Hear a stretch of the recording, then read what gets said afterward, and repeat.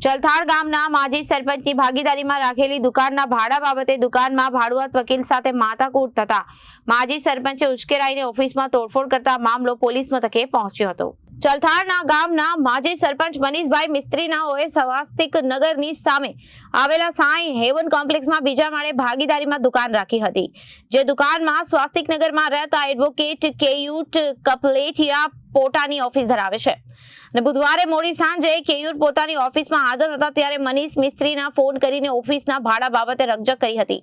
જે દરમિયાન મનીષ મિસ્ત્રી નજીક જ રહેતો હતો તરત જ કેયુરની ઓફિસે આવી પહોંચ્યો હતો, જે દરમિયાન કેયુર પોતાની ઓફિસની નીચે ઉભા હતા અને સમયે મનીષ કેયુરની ઓફિસમાં ઘૂસી કેયુરભાઈનું લેપટોપ તોડી ઓફિસમાં તોડફોડ કરી હતી। કેયુરે ચલથાણ પોલીસ ચોકીનો સંપર્ક કરી આ બાબતે ફરિયાદીએ તજવીજ હાથ ધરી હતી અને ત્યાં મનીષને હાથમાં ઈજાઓ હોવાથી નજીકની ખાનગી હોસ્પિટલમાં તેને સારવાર અર્થે ખસેડવામાં આવ્યો હતો,